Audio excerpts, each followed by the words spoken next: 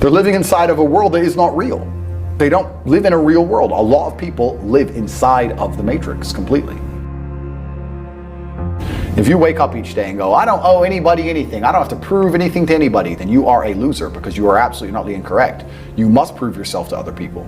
You must prove yourself to your bloodline, as we just discussed. You must prove yourself to God.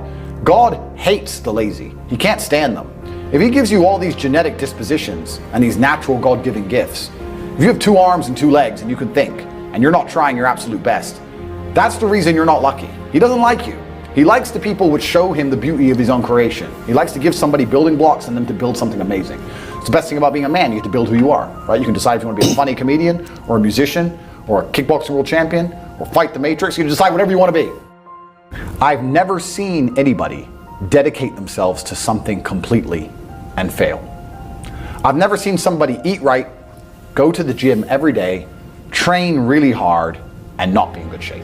I've literally never seen it. The universe is extremely giving. If you actually try and you actually want it and you're actually not making excuses, lying, talking shit, you're gonna get what you want. So when I see people who don't have what they want, I consider them losers. And this may be elitist, I understand that. But if I put myself through endless pain to end up where I am, it's very hard for me to have sympathy on the man who's afraid of pain. You're avoiding pain. I've been through endless. I now have everything I've ever desired. You have none of the things you desire. Am I supposed to feel sorry for you because you took the easy way out? Am I supposed to look at you and go, oh, poor dude? No, you were a fucking coward. You didn't go through the shit I went through. You didn't put it on the line. So you deserve your substandard reality. That's what you deserve. You're a fucking loser. Because if you actually wanted it and you actually tried, you'd have it. You could have anything you want. Universe is super giving. You want a fucking Ferrari, you can have it. You want that bitch, you can have her. You can have anything you want on the planet. There's not a girl I look at that I want that I can't have. Not one. That's my reality. There's not a car I can't have. There's not a house I can't buy. If I want to go to a yacht, if I want to go to Antarctica, there's nothing I can't have. Bam. Because I've decided to become this man. It's the same for absolutely every single one of you at home. If you want it, you can have it. If you're sitting there saying, oh, but I tried my best and I still didn't get it, you're lying. You didn't try your best. That is a fucking lie. The universe gives it to everybody who genuinely tries. And I know that to be a fact because this world's competitive. We're all competing against each other. And the majority of people don't try. The world is hyper competitive.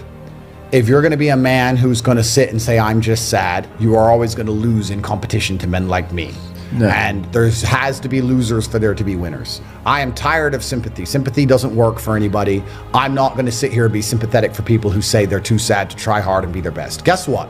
Perhaps I was sad every time I did exactly what I was supposed to do and trained anyway. Perhaps I was afraid when I fought anyway. Perhaps I was tired when I worked anyway. This is how you get ahead in life. I don't have a fucking ounce of sympathy for these people who sit here and say, well, I feel this way, so I can't. Then don't do it. Stay down there. The winners are at the top, and the winners at the top don't give a shit about how they feel. We wake up and we perform regardless of how we feel day after day. So if I'm going to ignore my own feelings, I'm certainly not going to take into consideration anybody else's. Yeah. Why am I going to ignore how I feel and make sure I'm constantly performing regardless, flawlessly, and then sit and go, oh, but he doesn't feel good, so he's allowed to fuck up. No, you are not. You're not allowed to fuck up to your ancestors or to God or to yourself. You have to perform. This is what being a man is about. The baseline of masculinity is doing things you don't feel like doing. I can't comment on being a woman because I'm not one. But the baseline of masculinity as a whole is the thing that makes a good man a man is that he does what he doesn't want to do. He doesn't want to work and he works anyway. He doesn't want to go to war and he fights anyway. He doesn't want to get up, he gets up anyway. That's the whole point of it. We didn't want to die in the Titanic. Guess what happened? We died in the Titanic.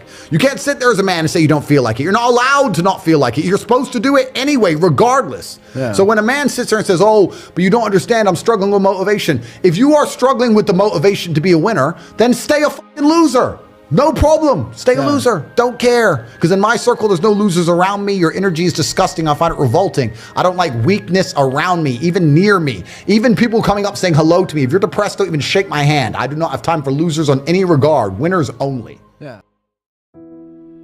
If you're the person who wakes up, does work, is fantastic at it, but then takes 3 days off, you're going to lose.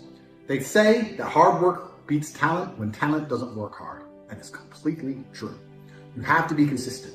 You have to decide. Are you the kind of person who wants to make a lot of money in this life and live a life of freedom? Or are you the kind of person who wants to look back when he's 30 on his 20s or 40 on his 30s and look at that decade and go, what did I do with that decade? Well, I didn't get rich. I didn't travel the world and live like they do in Tate Confidential. What did I do? Well, I had a day off here, a day off there, a bunch of nothing days that amalgamate into this decade of nothingness, and you're just wasting your time. If you want to win, you need to be consistent. You don't need to be the smartest, not at all, but you have to be the guy who's there day after day. And I will guarantee you right now, IQ has nothing to do with how successful you'll be as a reward student. What is going to determine how successful you're going to be is, are you there every single day? Are you doing what you're supposed to do day after day? I can also apply this to sales. I knew guys who were terrible on the phone. Back in my day on sales, you used to have to call companies. I was smooth, I was the best. We had some other guys who were smooth. They'd land a deal, go buy a nice car, whatever, take a few days off, take it easy.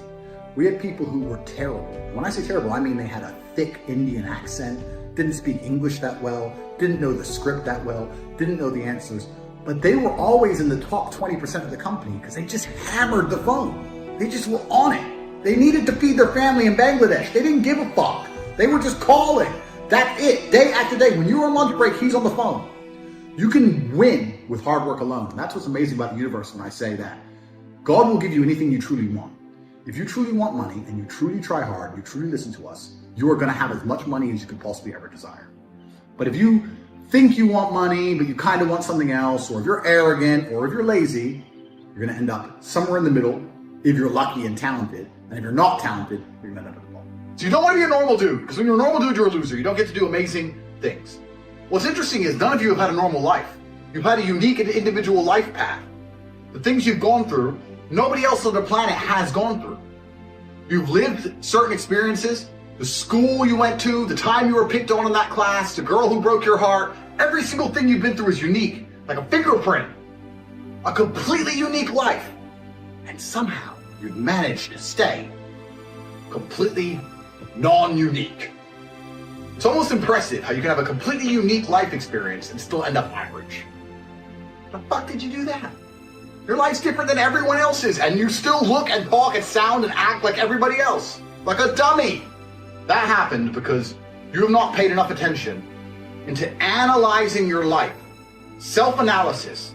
Every single time something good happened to you, every single time something bad happened to you, you've not spent enough human hours sitting and thinking and trying to work out why it happened.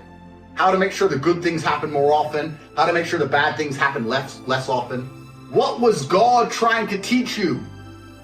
He was trying to teach you something. You think, oh, I just got scared. No! God sent you a lesson, but you didn't pay any attention to it. Do you understand? Everything that's happened to you has been sent from God himself to guide you on a unique path. Everything good and everything bad. And the point of the unique path is that you end up a unique person. But you are failing! If you're a full-grown man, you should feel deep shame at the fact that you can't do what I can. Yeah, I'm top G. I am your superior in every human metric. Any way you can possibly measure humans, I surpass you. Yes, I agree.